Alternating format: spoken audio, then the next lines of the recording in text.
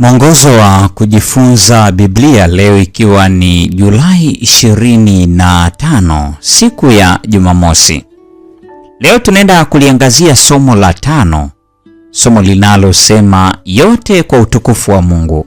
Hii ni kwa ajili ya Julai 25 hadi Julai 31 na leo ni Sabato mchana.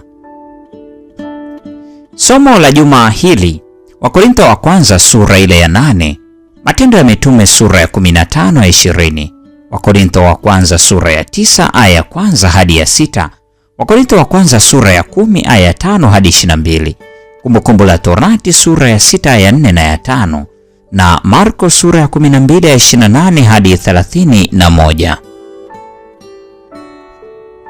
Fungu la kukariri, Wakorintho wa kwanza sura ya 10 aya 31. Neno la Mungu linasema, basi mlapo au mnywapo au mtendapo neno lolote, fanyeni yote kwa utukufu wa Mungu. Wakorintho wa kwanza sura ya 8 hadi ya 10 inahitimisha mjadala wa masuala ya kingono. Katika sura ya 5 hadi ya 6, wakati huo inaanzisha majibu ya Paulo kwa maswali mahususi yaliyoulizwa kwa njia ya barua. Wakorintho wa kwanza sura ya 7 ya kwanza kutoka kwa Wakorintho. Majibu haya yatatawala sehemu iliyobaki ya Wakorintho wa kwanza. Asili ya mpito ya Wakorintho wa kwanza sura ya 7 inaonyesha kwamba uasherati katika sura ya 5 hadi ya 7 na ibada ya sanamu sura ya 8 hadi ya 10 ni mada zinazohusiana.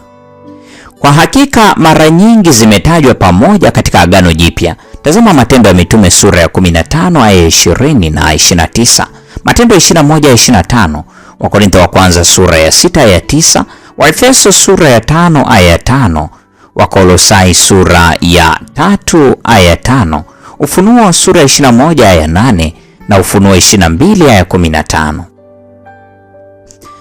Kwa ujumla, Paulo anashughulikia tatizo la uasherati katika Wakorintho wa kwanza sura ya 5 hadi ya 7. Katika sura ile ya 8 hadi ya 10, jambo kubwa analoshughulika nalo ni suala la ibada ya sanamu.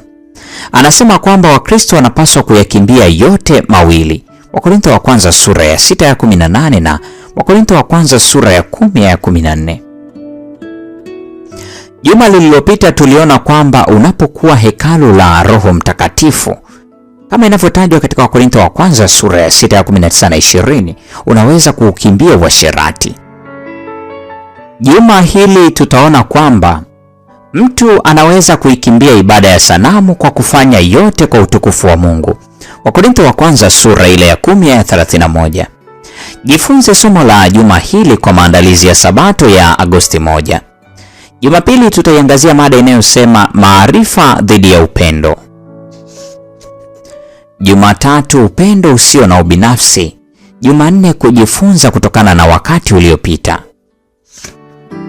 Jumatano, onyo dhidi ya ibada ya sanamu.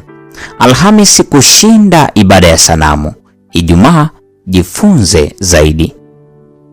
Huo ndio mwisho wa tafakari ya mada hii siku ya leo. Mungu atubariki sote na nikutakie tafakari njema.